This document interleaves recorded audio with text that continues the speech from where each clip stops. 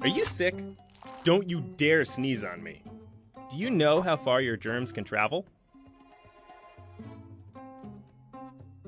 Normally you hold about half a liter of fluid in your lungs.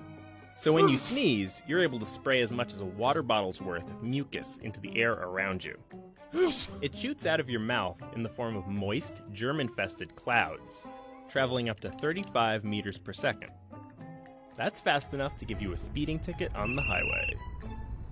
Once that cloud hits the air, it expands, breaking up into snotty strings, then a series of different-sized droplets, all trapped in a turbulent gas cloud. One brave group at MIT discovered that the biggest droplets can travel up to 2 meters, about the distance between your desk and 2 desks away. But most other droplets? Those travel much farther, up to 8 meters. That's about 5 desks away.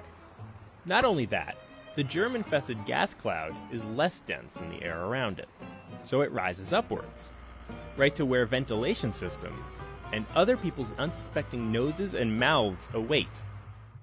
Even though these are relatively smaller droplets, they're probably still teeming with harmful pathogens, like the flu virus.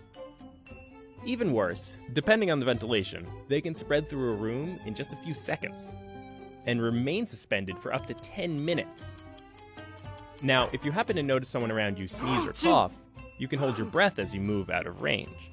But during the flu season, that might not even be enough, because there are danger zones everywhere, especially on surfaces like desks, doorknobs, and steel handrails. It turns out, the flu virus has been found to survive for 24 hours on a steel surface. And if you touch that surface and don't wash your hands before eating, you may have just gotten infected. So let's say you go into work sick with the flu one day, and you start to sneeze. Now, according to one study, you'll probably only infect 1 to 2 other people. You're clearly showing symptoms of the flu. However, it's going to take a few days for symptoms to show up in other people you've infected.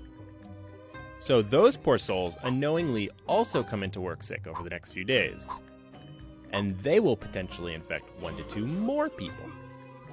In an office of 100 desks, this could mean 10 or 15 sick people by the end of 2 weeks. That's over 10% of the office.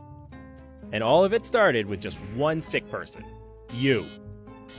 All thanks to the germ-laden cloud you so generously shared.